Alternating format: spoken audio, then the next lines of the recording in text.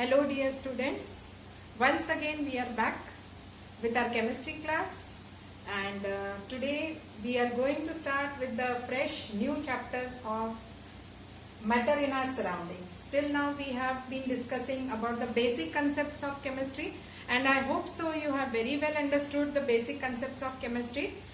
Something here and there, something which will be remaining.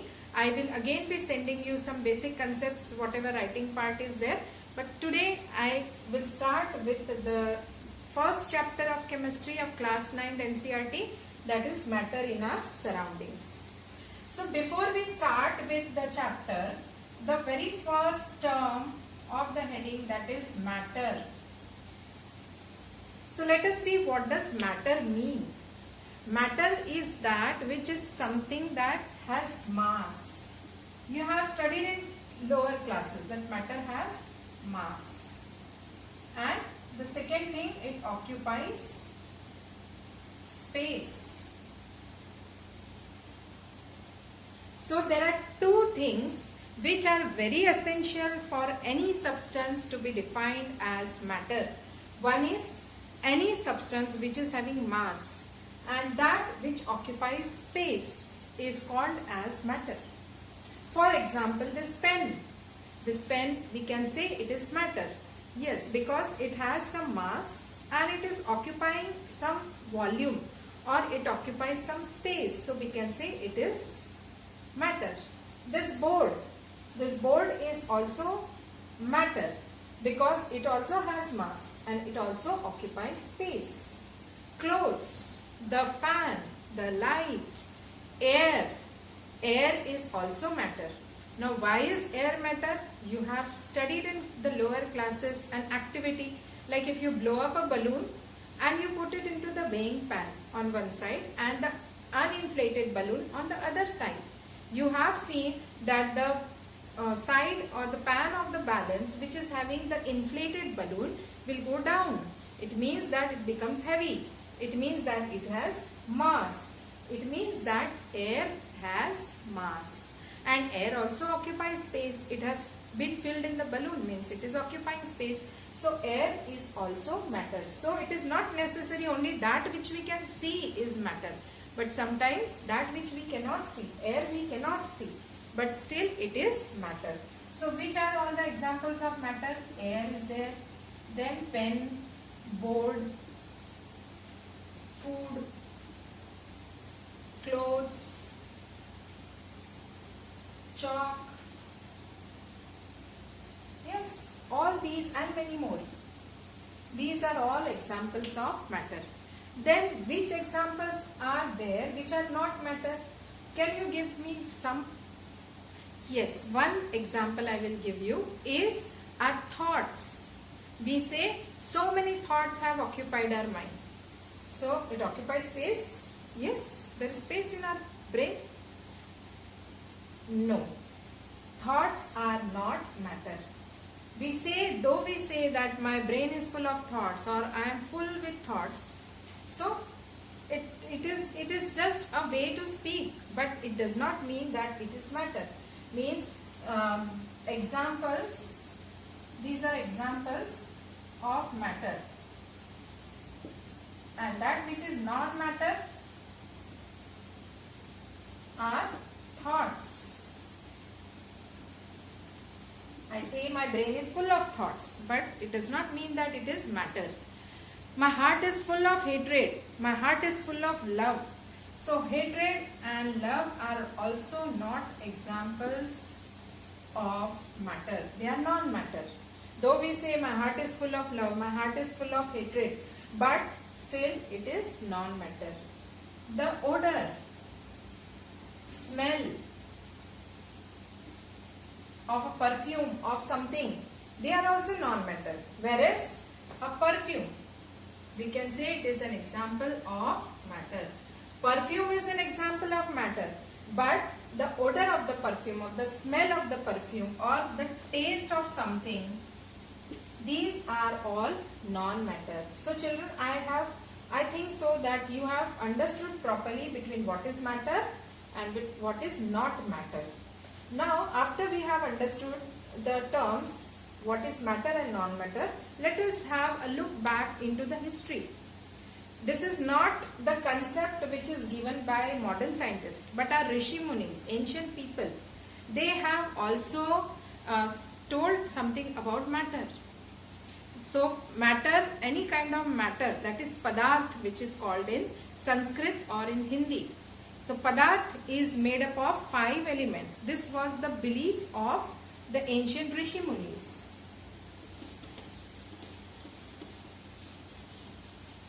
So which are these 5 elements? They said that matter is made up of 5 elements. And these 5 elements are air, water, then earth, fire and sky, or the space we can see. So the 5 elements, Pancha Tattva or Pancha Mahabhut, air means Vayu, and then water is Jal, and earth is Prithvi, and fire is Agni, and Akash. So these are the 5 elements which constitute any kind of matter. So our body is also we can say matter, means all the 5 elements must be present in our body. Let us see one by one whether this theory is true. Air. Is our body made up of air?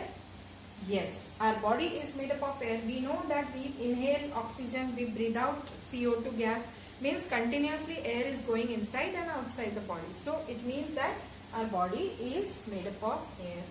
Then our body is also made up of water. So yes, it has been proved that 60 to 70% of our body composition is fluids, is water. So water is also one of the 5 elements of our body. Earth. Earth. How is earth in our body?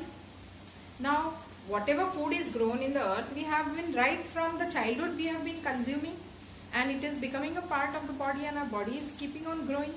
And where from the food came? The food came from the earth, direct or indirect. So earth is a part of our body. Also the minerals which are found in the earth, the metals which are found in the earth are also there in our body. Our body consists of iron, copper. Yes, these elements are there in our body. They are also there in the earth. So we can say earth is also there in our body. Fire.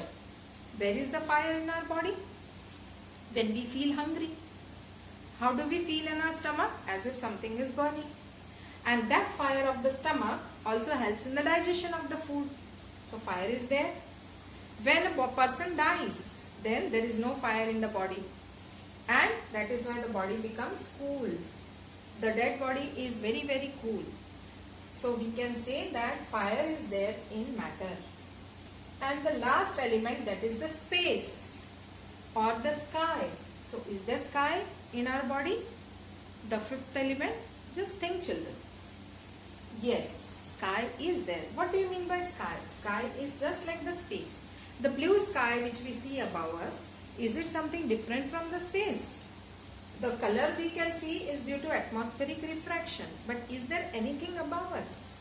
No, we say there is space. So is space in our body? Yes, space is there. We have space everywhere in our body. The stomach has space, so we can eat food. The nose has space, that is why we can breathe air. The mouth also has space. The ears have space. And the bones are having space. The blood vessels are having space in them. That is why blood is able to flow. The fluids are able to flow through our body. So there is space in our body. So here we have proved that all these 5 elements are there in our body. So children, all our ancient Rishi Munis, they were great scientists, and they have proved many theories before any foreign scientist has proved them. So matter we have seen, that which has space, that which occupies space, and that which has mass is matter. The definition given by our ancient philosophers says that matter is made up of 5 elements. Which are these 5 elements?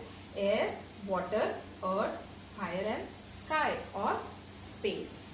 Now let us move ahead with the properties or the characteristics of matter. So matter is made up of particles. Matter is made up of very tiny particles. and there are certain characteristics of these particles of matter. So before we start with anything, first of all, let us see an activity to prove that matter is made up of particles and the particles are very tiny. Let us have a look at the activity. So children, here we are going to see an activity to prove that matter is made up of particles and the particles are very tiny. To prove this activity, I have taken here 5 glasses of water. You can see that there is fresh clean water in all the 5 glasses, and then I have a small bowl over here which contains red food color. This food color, a pinch of it, I will add into the first glass. Children, just observe the quantity of the food color which I am going to add in the first glass. A little more. So nearly a half of spoon I have added into the first glass and I am just stirring it.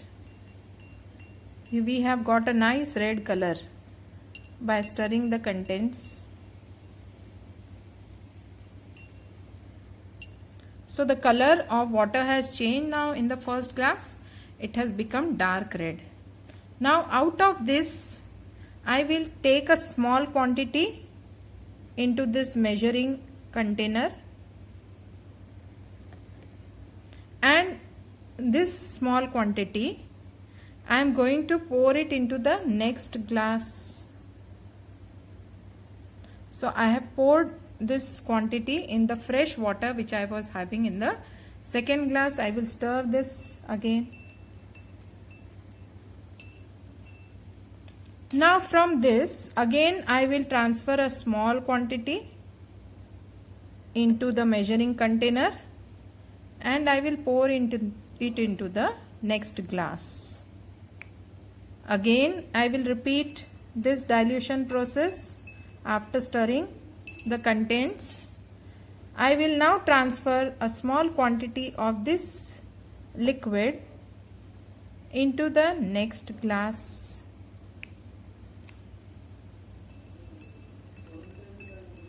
And now I am going to take the last one. This has become a little excess. Okay, this quantity I am pouring into the last container. Now children, let us observe the different colors which we have got by adding or transferring the solutions one by one into the next container.